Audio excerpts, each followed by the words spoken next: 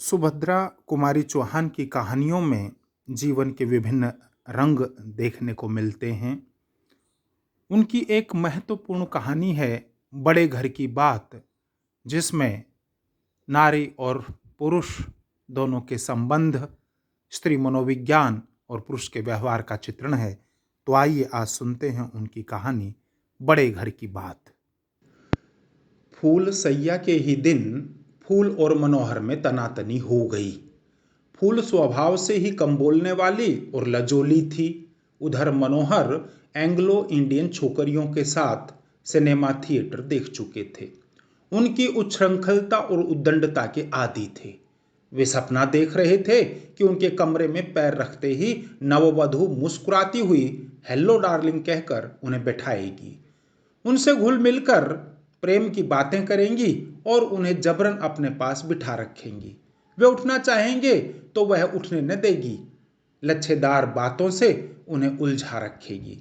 घड़ी के जाते हुए समय को एनीमी यानी दुश्मन कहकर अफसोस करेगी।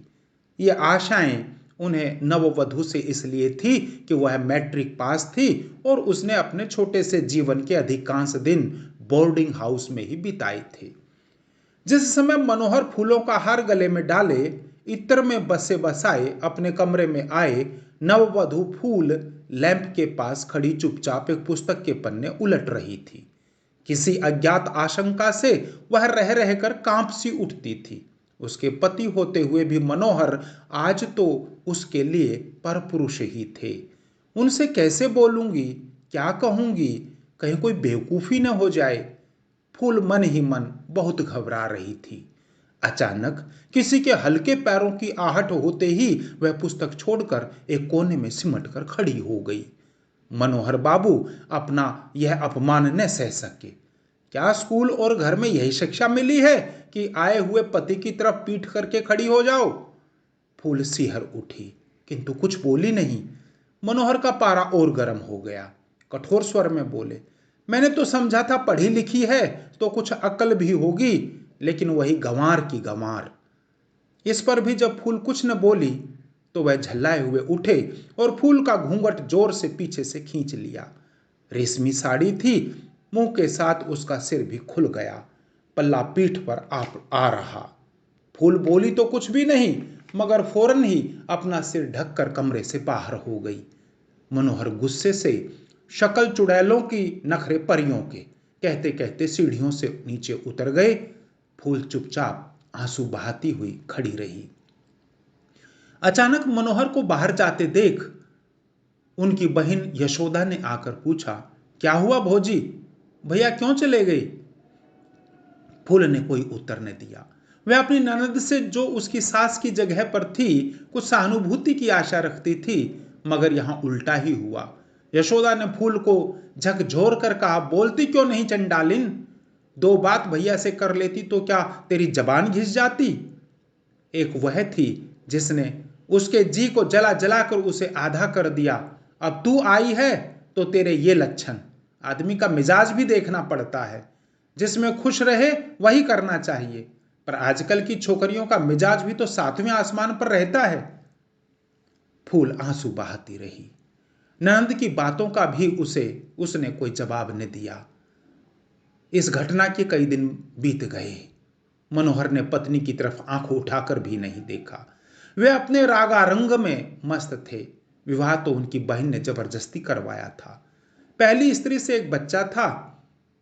बच्चा जब तक जीता रहा तब तक तो विवाह की जरूरत न जान पड़ी, लेकिन एक दिन जब वह बच्चा भी मां का अनुगामी हुआ तो इतनी बड़ी जायदाद का कोई वारिस तो होना चाहिए। इस ख्याल से यशोदा ने भाई के सामने रो धोकर उन्हें जबरदस्ती विवाह के लिए मजबूर किया। यशोदा विधवा थी। यह सब जायदाद भी उसी की थी। मनोहर को 6 महीने की उम्र से पाला था। मनोहर ही उसका पुत्र या भाई सब कुछ था, किंतु दोनों भाई बहन एक से रूखे स्वभाव के, तुनक मिजाज, बाहर अच्छे और भीतर खट्टे थे। मनोहर की पहली स्त्री कुमुद ने भी जिस दिन से इस देहली के भीतर पैर रखा था, एक दिन भी बिना रोए रोटी न खाई थी। और इसी प्रकार 6 महीने से बच्चे को छोड़कर एक दिन वह जहर खाकर अपनी जीवन लीला समाप्त करके चली गई। बड़े घर की बात बाहर कहाँ जाती है। हार्ट फेल हो जाने से मृत्यु हो गई कहकर मामला रफा दफा कर दिया गया। फूले ने भी ये सब बातें सुन ली, मगर अब क्या हो सकता है। उसने सोचा, खैर जैसा जो कुछ है मुझे तो निभाना ही है। अब तो यही मेरे परमेश्वर, मेरे आराध्य और देवता हैं, किसी तरह उन्हें मनाना चाहिए। मुंह से तो कुछ बोलते हुए उसे लज्जा आती थी और बोलने का कोई अवसर भी न मिलता था। इसलिए उसने सोचा, एक पत्र लिखूं, देवता सीधे हो जाएं। वह कागज कलम लेकर बैठी। बहुत सोचने समझने के बाद उसने एक पत्र लिखा। मेरे देवता, कई दिनों से सोच रही हूं कि आपको पत्र लिखूं, परंतु लिखूं कैसे लिखूं मेरी समझ में नहीं आता। माना कि मैं अपराधिनी हूं, फिर भी क्या आप मुझे क्षमा नहीं कर सकते। भूल तो मनुष्य से ही हो जाती है। मुझसे भूल हुई और बड़ी भारी भूल हुई। मैंने आपका कोमल हृदय को दुखाया, आपका अपमान किया, आपकी पूजा में त्रुटि की, देवता का सम्मान न कर सकी। न जाने किस अहंकार में, किस मद में बावली हो गई। किंतु आप तो क्षमा कर सकते हैं। मुझे अपने चरणों की सेवा का अवसर दीजिए। मेरी त्रुटियों को भूल जाइए। मैं आपके चरणों पर सिर झुका आपसे यही वरदान मांगती हूं, मेरे स्वामी। आपकी अपराधीन, फूल। पत्र समाप्त कर जो ही फूल ने पीछे देखा, मनोहर खड़े थे। फिर उसी लज्जा और संकोच ने मामला बिगाड़ा। झट से पत्र के टुकड़े टुकड़े कर फूल दूसरी तरफ खड़ी हो गई। मनोहर की त्योरियां चढ़ गई। उनके सिर से पैर तक आग सी लग गई।